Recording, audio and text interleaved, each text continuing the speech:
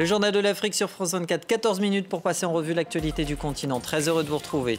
Des détenus qui s'entassent, des besoins naturels à l'air libre, un mouroir. Le journaliste congolais Stanis Boujakera de décrire, image à l'appui, les conditions de détention dans la prison de Makala à Kinshasa, là où il a été incarcéré près de 7 mois. En Ouganda, le QG de l'opposant Bobi Wine encerclé par la police alors qu'une manifestation contre la corruption a lieu mardi à Kampala, malgré son interdiction. Et puis vous entendrez Binyam Girmay entrer dans l'histoire du Tour de France. L'Érythréen est devenu le premier Africain maillot vert de la Grande Boucle, l'espoir de tout un continent. Il réagit au micro de France 24. L'effroi mêlé à l'émoi en République démocratique du Congo après ces images publiées par le journaliste Stanis Boujakera, celle de la prison de Makala à Kinshasa dans laquelle il a passé près de 7 mois comme détenu, surpeuplé, insalubre, des conditions de détention inhumaines, de vieilles vidéos, répondent les autorités. Les précisions d'Aurélie Bazaraki-Bangoula. C'est un véritable enfer que montrent ces vidéos tournées dans la prison centrale de Makala. On y voit des détenus entassés par centaines, à même le sol, dans des couloirs ou dans des toilettes. Les conditions d'hygiène y sont épouvantables. Alors, ces vidéos ont été publiées sur les réseaux sociaux par le journaliste Stanis Boujakera, lui-même ancien détenu. Alors, cette situation n'est pas nouvelle. Depuis des années, les organisations de défense des droits de l'homme alertent sur la surpopulation carcérale à Makala.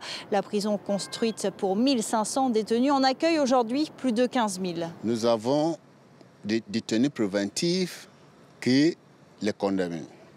Or, nous avons eu beaucoup de gens qui sont détenus 2 ans, 5 ans sans être jugés ni condamnés.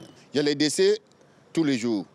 C'est l'étouffement, c'est la surpopulation, c'est la maladie infectieuse. Et compte tenu aussi des services sanitaires, parce que pas tous les prisonniers qui lavent.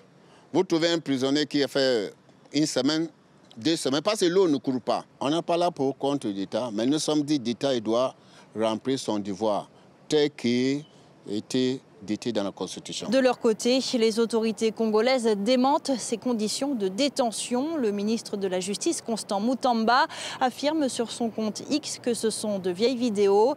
Il affirme aussi qu'une commission nationale a déjà été mise en place et que l'objectif sera d'aboutir à des mesures drastiques pour désengorger les prisons du pays et améliorer les conditions de vie des détenus. La République démocratique du Congo, où Médecins sans frontières a lancé une vaste campagne de vaccination contre la rougeole dans le centre du pays. Dans le territoire de Katako-Kombe, les épidémies se multiplient. En première ligne, les enfants en bas âge. 8 000 ont succombé en 2018. Cette année, MSF compte en vacciner 32 000. Le reportage d'Aurélie Bazaraki-Bangoula. L'appel à se faire vacciner résonne à Lotaye, un petit village du territoire de Katako-Kombe, dans le centre du pays. Ici, les habitants font face à une flambée de rougeole. L'église du village a été transformée en centre de vaccination. Les enfants y défilent toute la journée. Dans ces glacières, les précieuses doses de vaccins contre la rougeole. Les gestes de l'infirmier sont rapides et précis. Mon ami, je vais arriver ici à 6 heures et je vais vacciner 700 enfants jusqu'à 18 heures. C'est l'important, c'est contre la rougeole. Les humanitaires veulent à tout prix éviter de revivre l'épidémie de 2018, où plus de 8 000 décès avaient été recensés dans le pays. Mais dans le territoire de Katako-Kombe, les épidémies se multiplient, faute de médecins, de médicaments et de routes d'accès aux zones les plus reculées. C'est donc après plus de 50 km en moto que cette maman et sa fille, à bout de force, arrivent à l'hôpital de Katako-Kombe. Ici, pas moins de 25 enfants sont pris en charge par jour pour des cas graves de rougeole, mais aussi de paludisme et de malnutrition. Dans les chambres, le docteur Cyril enchaîne les consultations. Les 65 lits du service de pédiatrie sont tous occupés. L'inquiétude se lit sur le visage des parents. Mais une patiente fait l'objet d'une surveillance toute particulière. Je suis en train de vérifier le rythme cardiaque. Il est en train de battre correctement. Le médecin surveille le pouls d'une petite fille plongée dans le coma, atteinte d'une forme grave de paludisme et de méningite. Nous l'avons soumis sous de molécules qui prennent en charge également et les palus graves et la méningite. Et l'évolution sera favorable pour autant que la prise en charge est adaptée. Pour les autorités sanitaires, la vaccination est primordiale. Les humanitaires espèrent vacciner plus de 32 000 enfants du territoire de Katako-Kombé. Mais le combat contre les épidémies est loin d'être gagné dans cette partie du pays. Les opérations de secours et la recherche de survivants se poursuivent dans la zone de Gofa, dans le sud de l'Éthiopie. Après des pluies abondantes, il y a eu un glissement de terrain. Selon un bilan provisoire, 55 personnes ont péri.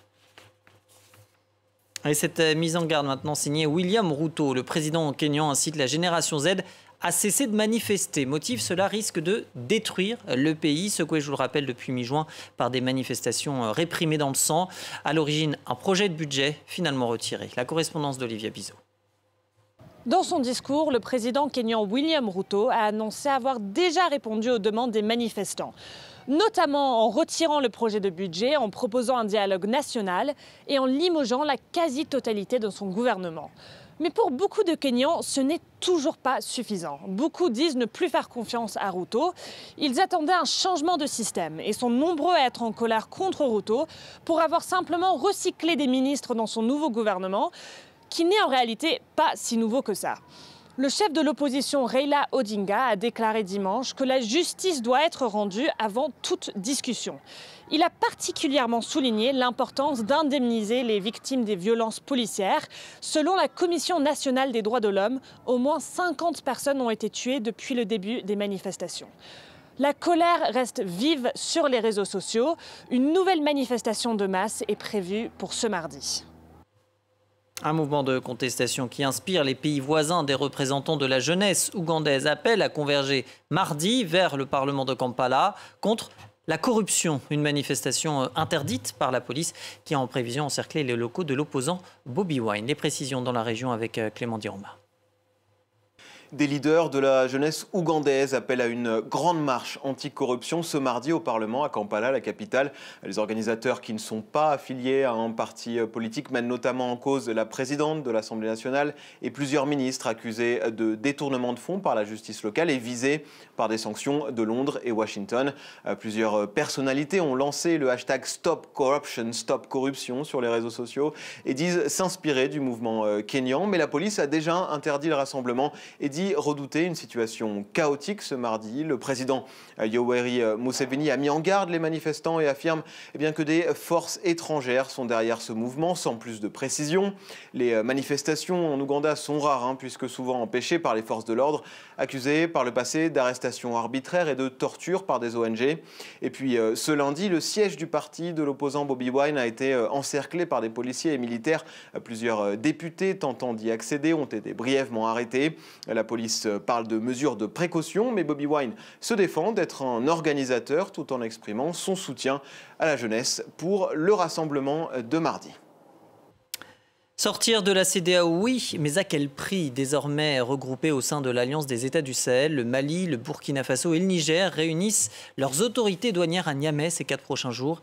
Et l'enjeu, c'est de savoir comment garantir à leur population la libre circulation des biens et des personnes au sein de la communauté ouest-africaine une fois qu'ils l'auront quitté. Les explications de Harold Girard. Si le Mali, le Burkina Faso et le Niger opèrent une sortie dure de la CEDEAO, c'est-à-dire sans accord, sans consensus préalable, eh bien, il faudra négocier au cas par cas pour ces États, c'est-à-dire redéfinir un cadre douanier de circulation des biens, mais aussi des personnes avec les pays restés dans la CEDEAO. De l'autre côté, certains pays qui seront restés justement dans l'organisation pourraient imposer l'obtention d'un visa aux ressortissants du Mali, du Burkina Faso, mais aussi du Niger. Par ailleurs, et dans le même temps, plusieurs syndicats commerçants, eux, craignent qu'en l'absence d'entente, en l'absence d'accord, eh bien, de nouveaux tarifs douaniers ne viennent confirmer une inflation qui est déjà très forte dans ces 3 pays. Un sujet de friction très probable avec des pays comme le Bénin qui ont largement critiqué la légitimité des pouvoirs militaires qui se sont installés dans les pays de l'AES ces dernières années, mais pas avec des nations comme celle du Togo qui ont eu une attitude beaucoup plus mesurée, beaucoup plus tempérée lors des changements de régime de ces dernières années à travers le Sahel. Nous avons interrogé un expert de la géopolitique de la région qui, lui, nous a confié que si les États qui la composent voulaient conserver certains avantages qu'ils avaient au sein de la CEDEAO dans le domaine douanier, eh bien forcément, inexorablement, ils étaient obligés de renouer un dialogue constructif avec le reste des États de la région qui, eux, resteront à l'intérieur de la CEDEAO. Des mois qu'elle était attendue, l'augmentation du salaire minimum dans la fonction publique au Nigeria. Il va doubler selon l'annonce faite en fin de semaine dernière par le président Bola Tinubu. Une mesure censée répondre à l'inflation et au mécontentement de la population. Alors, Paris réussi, compilation de réactions avec Clémence Valère. Un accord à minima après de longues et difficiles négociations entre le gouvernement nigérian et les deux principaux syndicats nationaux. Le salaire minimum mensuel est doublé, il passe de 16 à presque 39 €. Il s'appliquera aux travailleurs fédéraux, qu'il s'agisse des fonctionnaires, du personnel des aéroports ou des enseignants des écoles publiques. Toutefois, l'accord a suscité des critiques de la part de certains qui estiment que l'augmentation n'est pas suffisante, alors que le pays est en proie à une crise économique grave. Je pense que ce n'est pas suffisant. Ce n'est pas suffisant non seulement pour les fonctionnaires, mais aussi pour la population nigériane dans son ensemble. Après plusieurs grèves qui ont paralysé le pays, les syndicats ont préféré signer cet accord pour sortir du blocage. Nous sommes très mitigés sur cet accord. Nous avons dû diviser la période de négociation en deux. Maintenant que nous l'avons divisé en deux, cela signifie que nous avons la possibilité de procéder à un nouvel ajustement dans les 3 prochaines années, au lieu d'attendre 5 ans. Depuis sa prise de fonction en mai 2023, le président Tinubu a dû faire face à une dégradation des indices économiques. L'inflation a atteint 31,1% en juin, fin de la subvention pour les prix des carburants, et enfin la dévaluation du Naira, la monnaie nationale. Il restera l'un des grands noms de cette 111e édition du Tour de France. Et pour cause, l'Érythréen Binyam Girmay est le premier coureur africain à remporter le maillot vert, celui du meilleur sprinter. Lui qui a 24 ans se sera imposé à 3 reprises sur la grande boucle. L'enfant d'Asmara se voit comme le symbole d'un cyclisme qui s'ouvre au monde. Il a répondu aux questions de James Fassina. Ce sont des sensations absolument incroyables. Qu'est-ce que je peux dire? C'est un flot d'émotions. Je ne veux plus pleurer devant les caméras, vous savez. Je me disais, si déjà je fais le Tour de France, ça serait génial. Mais gagner 3 étapes et remporter le maillot vert et devant mes compatriotes érythréens venus me soutenir, c'est vraiment incroyable. Je suis heureux et confiant pour l'avenir du cyclisme africain. Le Tour de France devient de plus en plus international. C'est magnifique de voir un peloton si divers, de différentes origines, différentes couleurs de peau. Et j'espère voir plus de cyclistes africains dans le futur. Le vert, couleur de l'espoir. L'actu africaine, c'est aussi sur france24.com et nos réseaux sociaux. Restez avec nous, à très vite.